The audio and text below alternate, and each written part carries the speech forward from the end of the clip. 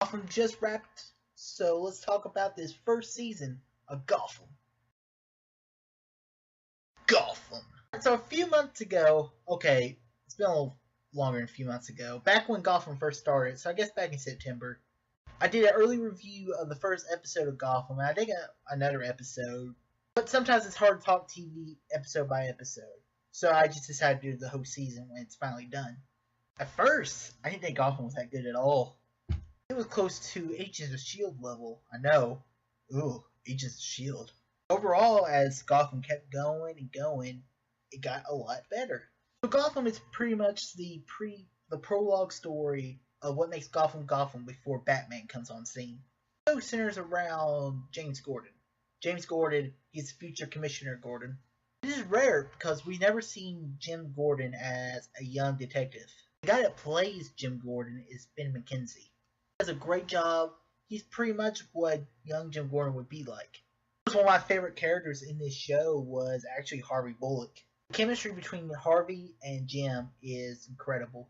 They play off each other really well, and you can tell they're pretty good detectives. The story is split up into many different storylines. Of the notes I've taken, there's about 3 separate storylines going on. First, you have the mob. The mob is one of the most famous parts of the Batman story. There have been 7 Batman live-action movies, and about 3 out of 7 of those Batman movies focus on the mob.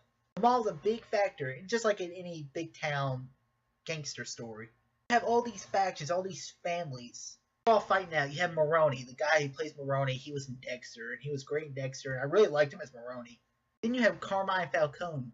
Falcone he's pretty much the king of Gotham. He controls everything. He controls the police department and everything around it.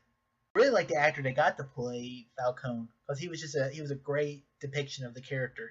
Those are the top, but then there are 2 other crime lords that are trying to take over Falcone and Maroni's crime families. First, there's Fish Mooney. Fish Mooney was a member of the Falcone family. She's played by the wife of Will Smith. First half of the season, I really liked Fish Mooney, but they did something bad with her character during the second half of season 1. She tried to overthrow Falcone, and she got caught. And she probably should just be killed. But she's like, I'll go in exile, and I'll be back one day to take this city. But as she's leaving Gotham on her ship, she gets attacked by the Dollmaker, or the Dollmaker. Where then she takes the prisoners and kind of forms a cult around her. These people are loyal to her, and we don't see her again until about the last episode of the season, and then she just kind of dies off, and you're like, what the hell? I thought that storyline was a little wasted. I felt like they just killed her off whenever she got caught by Falcone. It would have been a lot better. One of the best parts of the show, though, was actually Penguin. The guy who plays Penguin does an amazing job as him. If I had to compare Penguin to any character, I could compare him to Littlefinger from Game of Thrones. In Game of Thrones, Littlefinger, he plays both sides. He pits them against each other so he can rise on top. That's exactly what Penguin does. He does it incredibly. At the next to last episode, you find out that Penguin pit Maroni against Falcone. By the end, he's really the big boss left around. So I'm guessing he's going to become the top crime lord of the city. It's the best depiction of the Penguin I've ever seen on screen. The Penguin we got in Batman 2 or Batman Forever, I don't know what the title is. That Penguin was so cartoony, and he ate fish. He was actually like a penguin. He had penguin friends. It's Tim Burton after all. There are other Batman villains in this show as well. I mean, you have Ivy in it. And Ivy was so forced. And then you have Selena Kyle. Selena Kyle I don't really mind. Season finale, you kind of see the Riddler. He actually becomes a Riddler because he left a note from somebody who killed his girlfriend. And he actually left a riddle. And we're like, oh, well, here we go. Second storyline was the Jim Gordon storyline. And that was the corrupt police force. Jim is trying to get this police department clear. He's trying to be the good guy. But then you have one of the worst guys, Commissioner Lowe. He's a corrupt official. He controls everything. He's aligned with Falcone, Maroni, anything. And Gordon's on a crusade to bring him to justice and every other cop.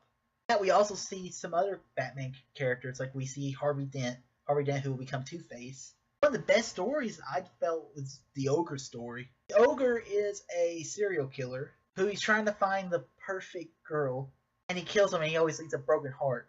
and any cop that goes after the ogre, his loved ones are killed.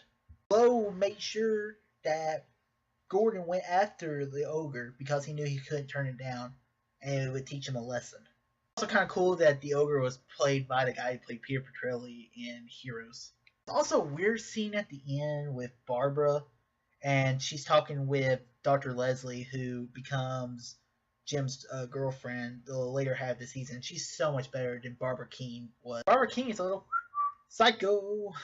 It's not all her fault. Well, it's part of her fault, but then the ogre kind of turns her into a monster. Who plays Leslie, Dr. Leslie Tompkins, I think that's her name.